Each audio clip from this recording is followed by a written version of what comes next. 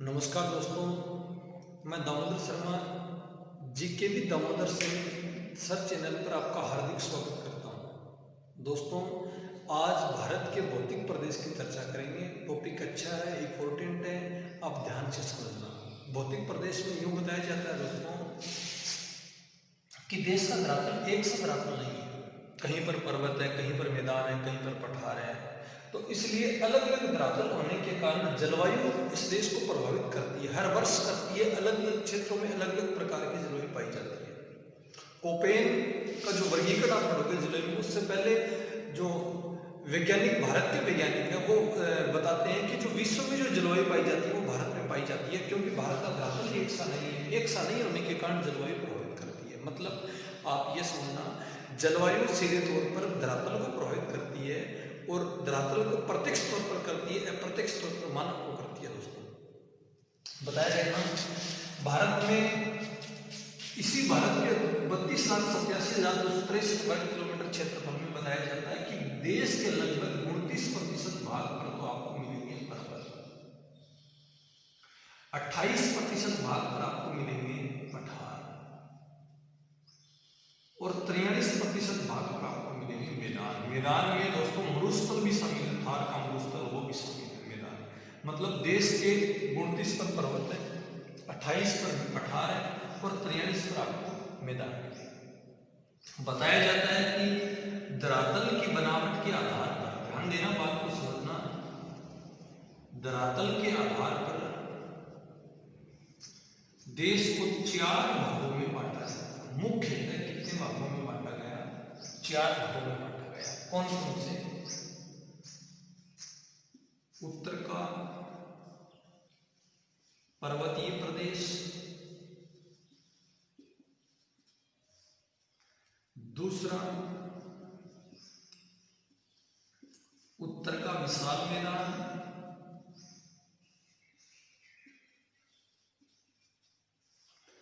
तीसरा प्रायद्वीपीय पठार, चौथा तटीय मैदान व द्वीप समूह है। इन 4 भागों में देश को मुख्यतः बांटा जाता है। मानचित्र की तरफ देखना, उत्तर का पर्वतीय प्रदेश जहां से हिमालय गुजरता है, इस प्रकार से हिमालय गुजरता है दोस्तों, तो इसका नाम है उत्तर का पर्वतीय प्रदेश के नाम से बोलते हैं। जहां जहां पर पर्वत है, हिमालय, कश्मीर है, उत्तराखंड है, हिमाचल है, सिक्किम है, अरुणाचल है, इन राज्यों में हिमालय पर्वत गुजरता है दोस्तों। जैसे हिमालय 2400 किलोमीटर में, ठीक उसके नीचे ही इसी प्रकार तलवार की आकृति में ही मैदान के अलावा उत्तर का विशाल मैदान के नाम से इसको बोला जाता है। दोस्तों, इनका निर्माण कैसे होगा मैं आपको सारी बात बताऊंगा, ध्यान से सुनना। मैदान के ठीक नीचे राजस्थान का चित्तौड़गढ़ जिले से लेकर कन्याकुमारी, गुजरात से लेकर के पश्चिम बंगाल के बीच में प्रायद्वीपीय पठार फैला हुआ है। प्रायद्वीपीय पठार, तटीय मैदान, दोनों तरफ तटीय सीमा लगती है, इसको बोला जाता है तटीय मैदान के नाम से बोलते हैं। 9 राज्यों की तटीय सीमा लगती है, सबसे लंबी गुजरात के साथ, सबसे कम गोवा के साथ, तो तटीय सीमा समुद्र के साथ है। तो यहाँ पर अंडमान निकोबार है, इनको बोला जाता है द्वीप समूह के नाम से बोलते हैं। इस प्रकार से 4 भौतिक प्रदेश में भारत को बांटा गया है। इनकी एक बात को समझना, इन चारों की उत्पत्ति के बारे में आप समझना। भाई, आप जब ज्योग्राफी पढ़ते हैं तो दिमाग में विचार आते हैं, क्योंकि भूगोल कल्पनाओं का विज्ञान है दोस्तों। ज्योग्राफी आपको क्यों और कैसे का जवाब देती है। यदि आपको क्यों और कैसे का जवाब लेना है, वो ज्योग्राफी के पास जाना आपको देगी। यदि आप किसी भी जनसंख्या का, नगर का, ग्रामीण का, आपको ज्योग्राफी में मिलेगा वर्णन।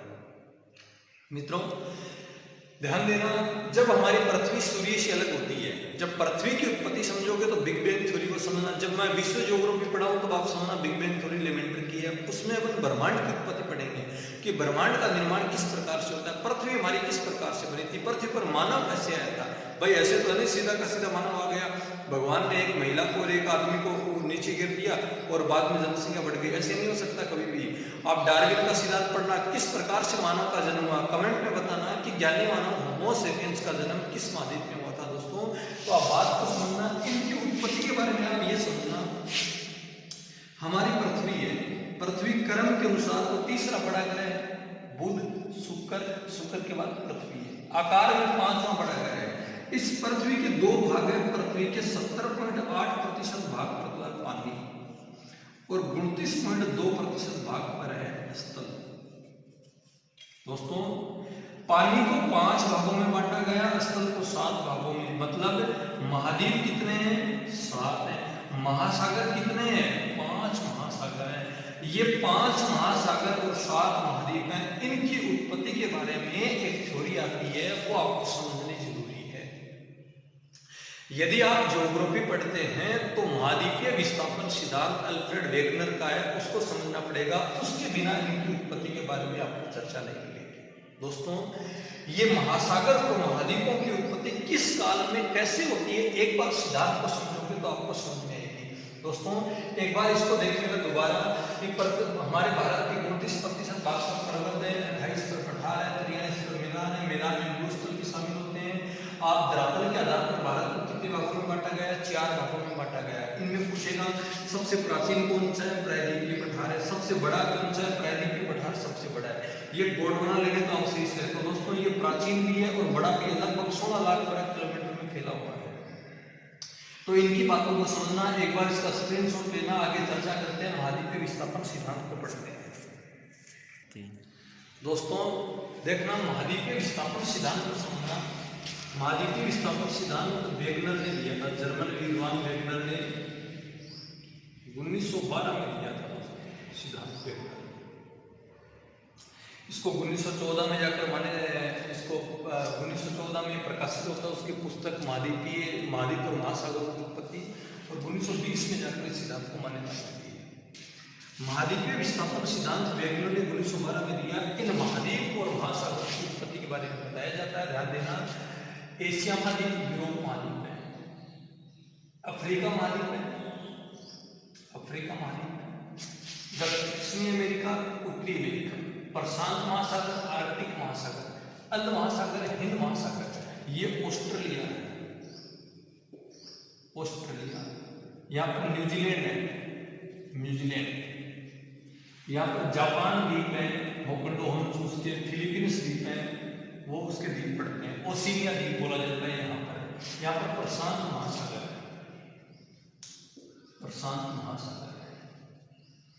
इस प्रकार से महासागर और महाद्वीप है। इनकी उत्पत्ति के बारे में आपको समझना पड़ेगा।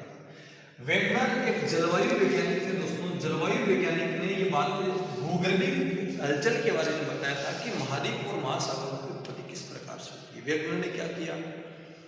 वेगनर ने यह किया कि इसने भ्रमण किया और प्रमाण इकट्ठे किए कि ये महाद्वीप और महासागरों की उत्पत्ति किस प्रकार से होती है। वेगनर ने ये समझा, वेगनर के प्रमाणों के वेगनर ये बताता है कि ये महाद्वीप है ना, आज भी है ना, एक दूसरे से दूर होते जा रहे हैं, खिसकते जा रहे हैं। और ये इसने सिद्ध भी किया था वेगनर ने अपने सिद्धांत में। वेगनर ने ये बताया कि युग था। दोस्तों, कार्बोनिफेरस काल की बात बताता है वेगनर। युग का नाम है, ध्यान से सुनना बात को, कार्बोनिफेरस युग की बात है। इस युग में यह बताया जाता है कि सारे के सारे महाद्वीप है ना, वो एक जगह ही थे उस काल के दौरान। कार्बोनिफेरस काल में वेगनर ने यह बताया कि सारे के सारे ये 7 महाद्वीप, ये महासागर है ना, ये सारे के सारे एक जगह थे। अब एक जगह होने के कारण उसने प्रमाण क्या दिया, ये समझ के देखना। आप अफ्रीका है, यहाँ पर गिनी करता है, और यहाँ ये दक्षिण अमेरिका वाला, इस अमेरिका को इस दक्षिण अफ्रीका के नीचे आप जोड़ के देखना, आपको सेट हो जाएगा वापस। मतलब मैं ये बताना चाहता हूँ, वेगनर ने ये बताया कि 7 महाद्वीपों को आप एक दूसरे से काट करके जोड़ के देखना, वो 7 के 7 एक जगह हो जाएंगे। वेगनर को सबसे पहला प्रमाण ये मिला था, ये प्रायद्वीपीय भारत है, ये भारत यहीं से टूट के अलग हुआ था, ये इधर गया था। दोस्तों, वेगनर ने यह बताया था कि ये 7 महाद्वीपों में इसमें सबसे पहले यहाँ पर और दक्षिण अमेरिका में यहाँ पर उसको बर्फ के टुकड़े मिले थे वेगनर को। उससे प्रमाण चला कि ये कोई टाइम में ये महाद्वीप ना एक जगह इकट्ठे थे। और कार्बोनिफेरस काल में जब 7 एक जगह इकट्ठे थे ना, उसका उसने नाम दिया था पेंजिया नाम दिया। वेगनर ने नाम क्या दिया?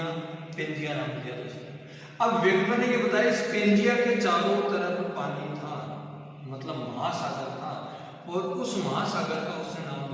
पेंथालस नाम दिया, पेंथालस नाम दिया। ध्यान से समझना। वैज्ञानिक ने कार्बोनाफेरस काल में बताया कि प्राचीन काल में जब हमारी पृथ्वी सूर्य से अलग होती है, कार्बोनाफेरस काल में भूगर्भिक युग है, इस काल में सारे के सारे महाद्वीप एक जगह थे, उसका नाम पेंजिया था। पेंजिया के चारों तरफ पानी था, उसका नाम पेंथालस था। दोस्तों वैज्ञानिक ने यह बताया कि पेंजिया का जो आंतरिक भाग था उसमें 3 प्रकार की संरचना थी। ध्यान देना, पेंजिया में कितने प्रकार का 3 परतों से बना हुआ था उसका आंतरिक भाग। कितनी परतों से? 3 परतों से बना हुआ था। ध्यान से समझना बातों को। ऊपरी स्तर, मध्यवर्ती स्तर और केंद्रीय भाग, ये 3 भाग थे। ये तो बना हुआ था, इसको पहले को बोलते हैं सियाल, इसे सीमा, सियाल सीमा, और इसे निक्फी, निकिल और फेरस से बना निक्फी। सियाल सीमा निक्फी के नाम से बोला गया। वैज्ञानिक ने ये बताया कि इस सियाल का घनत्व कम, ध्यान से सुनना बातों को, इस सियाल का घनत्व कम था, सीमा का घनत्व ज्यादा था। दोस्तों जब सियाल का घनत्व कम था, सीमा का ज्यादा था, आप विज्ञान में पढ़ते हो जिसका घनत्व कम होता है तो वो तैरने लग जाती है, जैसे बर्फ तैरती है क्योंकि उसका घनत्व कम है। उसी प्रकार सियाल का घनत्व कम था, सीमा का ज्यादा था, तो सियाल और सीमा पर तैरती नजर आई, तेरी कैसे? जैसे हमारी पृथ्वी इस प्रकार से, तो दोनों तरफ इस प्रकार से, वो इस प्रकार से हिलने लगी, पृथ्वी पर तैरता नजर आया सियाल सीमा पर। जब सियाल सीमा पर तैरने लगा तो हुआ कि किस प्रकार से कार्बोनाफेरस काल में जब सियाल सीमा पर तैरना लगा, सीमा इस प्रकार का भाग है, सीमा कठोर नदी नहीं है, मतलब पेस्ट होता ना, पेस्ट, टूथपेस्ट, उसकी तरह सीमा का भाग होता है, न ज्यादा कठोर न ज्यादा तरल, उस प्रकार का सीमा। मतलब सियाल सीमा पर तैर रहा था। कुछ समय के पश्चात इस पेंजिया में धीरे धीरे जब सियाल खिसक रहा था, इधर डूल रहा था, तो सियाल ना वो पेंजिया पानी के ऊपर धीरे धीरे ऊपर आने लग गया। दोस्तों जब ये पेंजिया धीरे धीरे पानी के ऊपर आने लग गया, वैज्ञानिक ने ये बताया कि कोई भी चीज हो दोस्तों पानी के अंदर होती है, वो एक न एक दिन बाहर जरूर आती है। तो उसी प्रकार ये हुआ, पेंजिया एक बड़ा भाग धीरे धीरे पानी के ऊपर आने लग गया, तो पेंजिया का विभाजन हो गया। दोस्तों ये समझना बातों को, एक काल था दोस्तों ट्रियासिक युग, युग का नाम क्या दिया? ट्रियासिक युग। ट्रियासिक युग के दौरान इस पेंजिया का विभाजन हो गया और पेंजिया 2 भागों में बंट गया। ध्यान से समझना, यहाँ पर उत्तरी भाग का नाम दिया अंगारा लैंड, या उसको लोरेशिया बोलते हैं, लोरेशिया बोलते हैं, और दक्षिणी भाग का नाम दिया गोंडवाना लैंड, और बीच में एक महासागर खुल गया, उसका नाम दिया टेथिस सागर नाम दिया।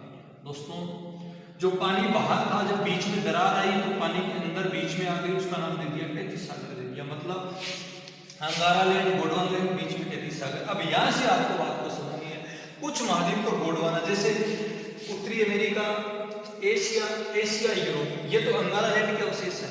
दक्षिणी अमेरिका, अफ्रीका, ऑस्ट्रेलिया, ये गोंडवाना लैंड के अवशेष है। अफ्रीका के पास यहाँ पर मेडागास्कर द्वीप पड़ता है, मेडागास्कर, ये भी इसका अवशेष मिलेगा। तो मतलब ये गोंडवाना के, जो गोंडवाना के हैं वो प्राचीन में, अंगारा और टेथिस के वो नवीन के अंतर्गत है। मतलब इन महाद्वीप में, दक्षिण अमेरिका में, अफ्रीका में, मेडागास्कर में, ऑस्ट्रेलिया में, पैरी के भारत में जो भी पर्वत है वो प्राचीन के अंतर्गत है। लेकिन उत्तरी अमेरिका, यूरोप, एशिया, इनमें जो पर्वत है वो नवीन के अंतर्गत में आते हैं। दोस्तों एक प्रश्न पूछा जाता है कि निम्न में से कौन सी प्राचीन गलित पर्वतमाला है? क्योंकि फर्स्ट ग्रेड आप एग्जाम दिया हो तो दोस्तों ध्यान देना, ज्योग्राफी के पेपर में पूछा था कि निम्न में से कौन सी पर्वतमाला प्राचीन है। नीलगिरी उसमें ऑप्शन था कि नीलगिरी पर्वतमाला प्राचीन है, क्योंकि नीलगिरी गोंडवाना लैंड का अवशेष है। दोस्तों हिमालय गोंडवाना का अवशेष नहीं है, हिमालय टेथिस सागर का अवशेष है। बात को समझना, जब अंगारा और गोंडवाना बीच में टेथिस सागर खुला, ट्रियासिक युग की बातें बताई जाती है। वेगनर ये बताता है कि सबसे पहले ये जो महाद्वीप, ये अंगारा और गोंडवाना है, इन दोनों का विस्थापन 2 तरफ का। दोस्तों सबसे पहले ये समझना, इनका 2 तरफ विस्थापन हुआ। कितनी तरफ हुआ? विभंजन, विभंजन के बाद इसका विस्थापन 2 तरफ हुआ। एक तो हुआ दोस्तों उत्तर की तरफ, और दूसरा हुआ पश्चिम की तरफ। अब एक बात को समझना, पेंजिया का विभजन क्यों हुआ, कारण तो समझ में आना चाहिए ना। जब पेंजिया दो भागों में टूट गया तो टूटने का कारण क्या था, गुरुत्वीय बल था, ज्वारीय बल था, प्लवनशीलता थी। जब उसका विभजन हो गया क्रियाशील काल में तो उसका विस्थापन ना दो तरफ विस्थापन हुआ, महाद्वीपों का विस्थापन अंगारा और गोंडवाना का। उत्तर की तरफ क्यों हुआ, उत्तर की तरफ इसलिए हुआ गुरुत्वीय बल के कारण और ज्वारीय बल के कारण और प्लवनशीलता के कारण। उत्तर की तरफ शीलता के कारण उत्तर की तरफ, पश्चिम की तरफ इस प्रकार हुआ चंद्रमा की ज्वारीय शक्ति के कारण पश्चिम की तरफ विस्थापन हुआ। ये जो अंगारा लैंड और गोंडवाना लैंड है इनका विस्थापन दो तरह हुआ दोस्तों। एक तो उत्तर की तरफ तो हुआ गुरुत्वाकर्षण शक्ति के कारण, ज्वारीय बल के कारण और प्लवनशीलता के कारण, और पश्चिम की तरफ हुआ चंद्रमा की ज्वारीय शक्ति के कारण। अब चंद्रमा की ज्वार हटाता है, चंद्रमा की शक्ति के कारण होता है, चंद्रमा के गुरुत्वाकर्षण बल के कारण होता है, पानी का ऊपर उठना, पानी का वापस नीचे जाना, ये चंद्रमा की ज्वारीय शक्ति के कारण होता है। तो मित्रों इसका दो तरफ विस्थापन हुआ। आगे ध्यान से समझ, दोबारा देखना, याद रखिए कि महाद्वीपीय विस्थापन सिद्धांत अल्फ्रेड वेगनर ने दिया। इस सिद्धांत में बताया जाता है कि कार्बोनिफेरस काल में पूरे का पूरा महाद्वीप एक जगह थी, उसका नाम पेंजिया था। पेंजिया के चारों तरफ पानी था, उसका नाम पेंथेरस था। अब इसने ये बताया कि त्रियासिक युग के दौरान पेंजिया का विभजन हो गया और विभजन का कारण ये गुरुत्वीय बल, ज्वारीय बल और प्लवनशीलता है। और विभजन हुआ दो भागों में बटा, उत्तरी भाग का नाम अंगारा लैंड, दक्षिणी भाग का नाम गोंडवाना लैंड। बीच में एक महासागर खुल गया, उसका नाम क्या दिया, केंद्रीय सागर दिया। उसने ये भी बताया कि पेंजिया का जो आंतरिक भाग तीन संरचना में बना, तीन परतें थी। एक तो सियाल सीमा द्वीप, सियाल का द्रव्य कम था, सीमा का द्रव्यमान ज्यादा था, घनत्व ज्यादा था। तो घनत्व ज्यादा इस प्रकार सियाल सीमा पर तैरता गया। महाद्वीप किस पर है, महाद्वीप सियाल पर है, तो महाद्वीप तैरते गए तो इसका विस्थापन होता गया। दोस्तों जब ये सीमा पर तैरता गया तो बाद में हुआ क्या, जब विभजन हुआ तो विभजन के कारण इसका विस्थापन दो तरह हुआ, एक तो उत्तर की तरफ, एक पश्चिम की तरफ। उत्तर की तरफ गुरुत्वीय बल, ज्वारीय बल के कारण, प्लवनशीलता के कारण, और पश्चिम की तरफ चंद्रमा की ज्वारीय शक्ति के कारण इसका पश्चिम की तरफ विस्थापन हुआ। मित्रों एक बार इसका स्क्रीनशॉट लेना और चर्चा करते हैं।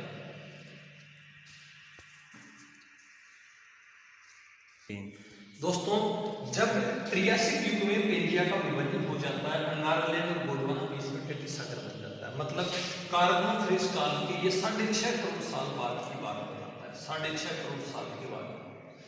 इसके करोड़ों साल बाद में, त्रियासिक युग के करोड़ों साल बाद में अंतर्गत एक युग आता है दोस्तों, क्रिटेशियस युग बनता है।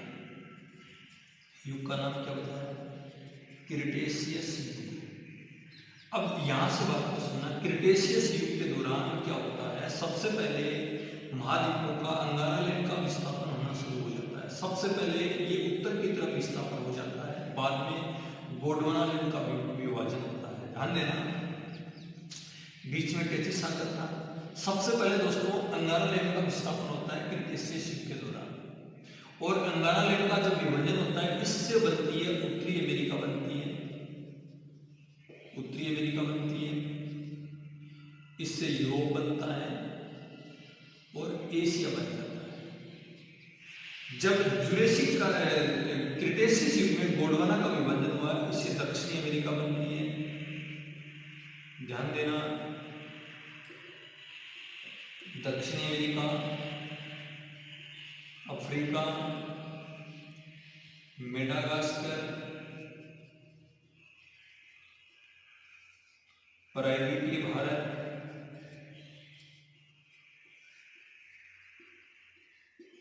ऑस्ट्रेलिया और अंटार्कटिका, ये इससे बनते हैं। दोस्तों यहां से प्रश्न पूछा जाएगा, इन महाद्वीपों में जो भी पर्वत है वो प्राचीन वलित पर्वतमाला में आएंगे, इनमें जो भी पर्वत है वो नवीन में आएंगे, जिसे रॉकी पर्वतमाला और इंडीज में आप अंतर ज्ञात करना। तो ध्यान से समझना, ये गोंडवाना के अवशेष हैं, ये अंगारा के अवशेष हैं। मित्रों इस प्रकार से 1 महाद्वीप, 2 महाद्वीप, 3 महाद्वीप, 4 महाद्वीप, 5 महाद्वीप, 6 महाद्वीप और 7 महाद्वीप इन 7 महाद्वीपों का निर्माण हो जाता है। दोस्तों सबसे पहले एंगारलैंड उत्तर की तरफ, किसका, ये पश्चिम की तरफ, ये दोनों प्रक्रिया साथ साथ चली महाद्वीपों का विस्थापन। अब ऐसे नहीं है ज्यादा सरक गए, एक साल में लगभग 1 सेंटीमीटर या 2 सेंटीमीटर के आसपास इसका विस्थापन होता है। दोस्तों इन 7 महाद्वीपों का निर्माण इस प्रकार से होता है, मानचित्र पर देख लेना, उत्तरी अमेरिका, दक्षिण अमेरिका जुड़े हुए हैं, अफ्रीका, यूरोप, एशिया, ऑस्ट्रेलिया इस प्रकार से जुड़े हुए हैं। दोस्तों 7 महाद्वीपों के बाद उसमें महासागरों की उत्पत्ति, ये बताइए, ध्यान से समझना कि ये दक्षिणी अमेरिका और उत्तरी अमेरिका, ये उत्तर और पश्चिम की तरफ विस्तृत हुए। देखो ये उत्तरी अमेरिका, ये दक्षिण अमेरिका, ये पश्चिम की तरफ खिसक गए, तो बीच में महासागर खुल गया, इसलिए अंध महासागर आ गया। अंध महासागर इनके पूर्व की तरफ खुल गया। मित्रों जब उत्तरी अमेरिका और दक्षिणी अमेरिका दोनों पश्चिम की तरफ खिसके तो इनके पूर्व में अंध महासागर खुला। जब ये दोनों पश्चिम की तरफ खिसके तो यहाँ पर रॉकी का निर्माण हुआ। रॉकी पर्वतमाला है यहाँ पर एंडीज पर्वतमाला पड़ती है। दोस्तों रॉकी और एंडीज का निर्माण हो जाता है। एंडीज प्राचीन है, रॉकी नवीन है। रॉकी और एंडीज अमेरिका के पश्चिमी तट पर है, दोनों के दोनों। एंडीज दुनिया की सबसे लंबी है, दूसरी लंबी है, तो ये इसके पश्चिम में स्थित है। जब अफ्रीका महाद्वीप उत्तर की तरफ खिसका तो हिमालय पर्वत का निर्माण हुआ। ये अफ्रीका से उत्तर प्रायद्वीपीय भारत अलग हुआ। ये प्रायद्वीपीय भारत का उत्तर की तरफ खिसकाना उस भारत के दक्षिण में हिंद महासागर का भाई अंध महासागर बन गया, हिंद महासागर। ये भारत उत्तर की तरफ गया तो हिंद महासागर बन गया। अब ध्यान से समझना, 33 सागर के अवशेष के रूप में आपको मिलेंगे दोस्तों, प्रशांत महासागर है 33 का अवशेष है, और आर्कटिक महासागर है वो 33 का अवशेष मिलेगा। ये दोनों महासागर, प्रशांत महासागर इधर है, प्रशांत महासागर इधर है। ध्यान देना, जब आप इसको मोड़ दोगे ना तो एक जगह चला जाएगा, आपको बात समझ में आती है। और यहाँ पर आर्कटिक महासागर है, ये है ना, ये दोनों किसके अवशेष है, 33 सागर के अवशेष के रूप में। यहाँ से क्वेश्चन आपको ये पूछेगा, 33 सागर का अवशेष कौन से महासागर है, प्रशांत महासागर और आर्कटिक महासागर 33 का अवशेष है। मित्रों जब भी आप चर्चा करोगे तो ध्यान से समझना, इस प्रकार से महाद्वीप और महासागरों की उत्पत्ति होती है।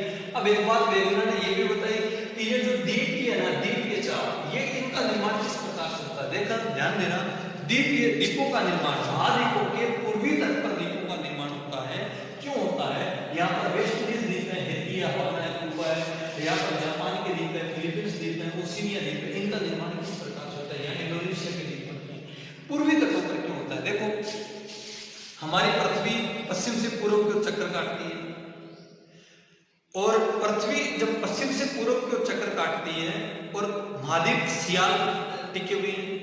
जब पृथ्वी पश्चिम से पूर्व की ओर चक्कर काटती है तो ये हुआ क्या, जब पृथ्वी पश्चिम से पूर्व की ओर जा रही थी तो ये उसका कुछ भाग आगे निकल गया और कुछ भाग पीछे निकल गया।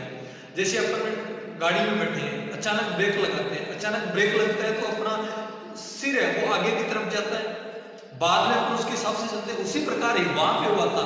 तो जब पृथ्वी पश्चिम से पूर्व की ओर चक्कर काट रही थी तो कुछ भाग तो पीछे की तरफ निकल गया, पानी आगे निकल गया। तो जब कुछ भाग आगे निकल गया तो वो तो द्वीपों के रूप में निकल गया, पीछे निकला वो वहां पर मरुस्थलों का निर्माण हो गया। ध्यान देना, मरुस्थल है वो महाद्वीपों के पश्चिमी तट पर है, क्योंकि जल भी पश्चिम से पूर्व की ओर गया और पृथ्वी पश्चिम से पूर्व की ओर गई, इसलिए जल आगे निकल गया और भाग पीछे बचा पृथ्वी का, वहां पर मरुस्थलों का निर्माण हो गया। दोस्तों इस प्रकार से महाद्वीप और महासागरों की उत्पत्ति वैज्ञानिक बताता है। एक जलवायु वैज्ञानिक ने और भूगर्भी की बात बताई जिसकी आलोचना की गई, आलोचना की जिसने तफसील बताई, परमाणु बताए, उसने अपने सिद्धांत को सिद्ध कर दिया। परमाणु क्या होता है, उसने एक बात बताई कि बड़े परमाणु है, खूब परमाणु बताए। लेकिन दोस्तों आपको 2 बड़े परमाणु बताता हूँ वैज्ञानिक के। एक पहला परमाणु है, सारे महाद्वीपों में खनिजों का पाया जाना उसका सबसे बड़ा परमाणु है।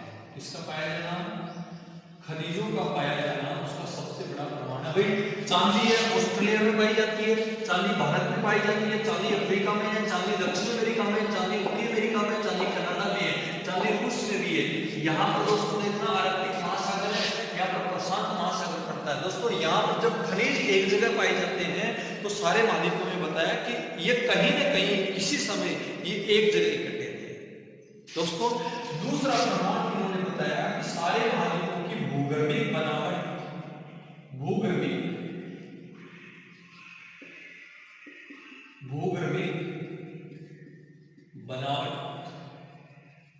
का एक होना उसका दूसरा प्रमाण था। भूगर्भिक बनावट कैसे, भाई ऑस्ट्रेलिया में पर्वत है, यहाँ पर ग्रेट डिवाइडिंग रेंज पर्वत, भारत में भी तो हिमालय पर्वत है, पर्वत अफ्रीका में भी है, पर्वत यूरोप में भी है, पर्वत एशिया में भी है, पर्वत यूएसए में भी है, पर्वत कनाडा में भी है, पर्वत दक्षिण अमेरिका में भी है, पठार सारे महाद्वीपों में है, मरुस्थल सारे महाद्वीपों में, मतलब इनकी बनावट है ना वो एक से पाई जाती है। तो ये इनके दो सबसे बड़े प्रमाण थे। तो इन प्रमाणों के आधार पर इन्होंने बताया कि 5 महासागर और 7 महाद्वीपों की उत्पत्ति इस प्रकार से होती है। 5 महासागर कौन कौन से ये भी समझना, प्रशांत महासागर 1 नंबर, हिंद महासागर 2 नंबर, अंड महासागर 3 नंबर, आर्कटिक महासागर 4 नंबर। यहाँ पर अंटार्कटिका महाद्वीप भी है और महासागर भी है। तो ये 5वां महासागर है, 2000 में जुड़ा था, पहले 4 ही महासागर थे, अब 5 है। अंटार्कटिका महाद्वीप भी है और एक महासागर भी है। तो ये 5 महासागर और 7 महाद्वीपों की उत्पत्ति महाद्वीपीय विस्थापन सिद्धांत में वेगनर ने बताई। दोबारा देखिए ना, एक बार शॉर्ट तरीके से देखना। वेगनर ने ये बताया कि कार्बोनिफेरस काल में पूरा का पूरा एक जगह था, उसका नाम पेंजिया था, उसके चारों तरफ पानी था, उसका नाम पेंथानस नाम किया। मित्रों, कार्बोनिफेरस काल के करोड़ों साल बाद में ट्रियासिक युग आया। उस युग के दौरान पेंजिया का विभाजन हो गया। विभाजन का कारण क्या था? गुरुत्व बल, ज्वारीय बल, फलनशीलता थी। अब विभाजन हुआ तो 2 भागों में बढ़ गया। उत्तरी भाग का अंगारलैंड, जिसको लोरेशिया भी बोलते हैं, दक्षिण भाग का नाम गोंडवाना। अब बीच में दरार है, इसका नाम टेथिसागर नाम दे दिया गया। इनका विस्थापन 2 तरफ, एक उत्तर की तरफ, एक पश्चिम की तरफ। उत्तर की तरफ गुरुत्व बल, फलनशीलता उसके कारण हुआ। पश्चिम की तरफ चंद्रमा की गुरुत्वाकर्षण शक्ति, चंद्रमा के ज्वारीय बल के कारण हुआ। मित्रों, इस ट्रियासिक युग के करोड़ों साल बाद क्रीटेशियस युग में इस अंगारालैंड और गोंडवाना का विभाजन शुरू हो गया। अंगारालैंड का विभाजन हुआ, उससे उत्तरी अमेरिका बनती है, यूरोप बनता है, एशिया बनता है। और गोंडवाना का जब विभाजन हुआ, दक्षिण अमेरिका, अफ्रीका, मेडागास्कर, प्रायद्वीपीय भारत, ऑस्ट्रेलिया, अंटार्कटिका। मेडागास्कर बड़ा इंपॉर्टेंट है, भारत में हवाओं को मोड़ता है, दक्षिण पश्चिम मानसूनी हवाओं को ये मोड़ता मेडागास्कर, ध्यान देना। तो इस प्रकार से इनका निर्माण होता है। अब महाद्वीपों का तो निर्माण हो गया। महासागर ये बताते हैं कि उत्तरी अमेरिका, दक्षिण अमेरिका ये दोनों पश्चिम की तरफ खिसकी, तो इनके पूर्व में हिंद महासागर बना। जब ये दोनों पश्चिम की तरफ खिसकी तो रॉकी और एडीज पर्वतों का निर्माण हुआ। प्रायद्वीपीय भारत है ना, ये उत्तर की तरफ खिसका, उत्तर की तरफ खिसकने से भारत के दक्षिण में हिंद महासागर बना, हिंद महासागर बना। और ये 33 सेल्सियस के रूप में प्रशांत और आर्कटिक महासागर है। इस तरह अंटार्कटिका एक महाद्वीप है और महासागर है। तो ये 7 महाद्वीप और 5 महासागरों की उत्पत्ति महाद्वीपीय विस्थापन सिद्धांत है। प्रमाण क्या दिए? सारे महाद्वीपों में खनिजों का पाया जाना सबसे बड़ा प्रमाण था। दूसरा था सारे महाद्वीपों की भूगोलिक बनावट का एक होना। इसकी आलोचना की गई थी दोस्तों वैज्ञानिकों ने, खूब वैज्ञानिकों ने इसकी आलोचना की थी, लेकिन अपने सिद्धांत को सिद्ध किया तब इसको मान्यता दी गई थी। 1920 में जाकर के वैज्ञानिक को मान्यता मिली थी। तो 7 महाद्वीप और 5 महासागरों की उत्पत्ति होती है। ध्यान देना, इन महाद्वीपों में जो भी पर्वत है वो प्राचीन में आते हैं, इनमें जो भी पर्वत है वो नवीन के अंतर्गत में आते हैं। अब आपको समझना पड़ेगा इनमें कौन से पर्वत है, इनमें कौन से पर्वत है। आपके सिद्धांत से आप एक क्वेश्चन हमेशा सही कर दोगे कि कौन सा पर्वत, कौन से महाद्वीप में कौन सा पर्वत वो नवीन में आएगा, प्राचीन में। जैसे हिमालय, हिमालय नवीन वलित पर्वतमाला है, अरावली एक प्राचीन है, हिमालय टेथिस सागर का अवशेष है, अरावली गोंडवाना लैंड का अवशेष है। तो ध्यान से सुनना दोस्तों। वीडियो पसंद आया होगा आपको, वीडियो पसंद आए तो लाइक करना, शेयर करना और चैनल को ज्यादा से ज्यादा सब्सक्राइब करना। दोस्तों, Damodar Sharma always with you, thank you for watching. एक बार इसका स्क्रीनशॉट लेना आप।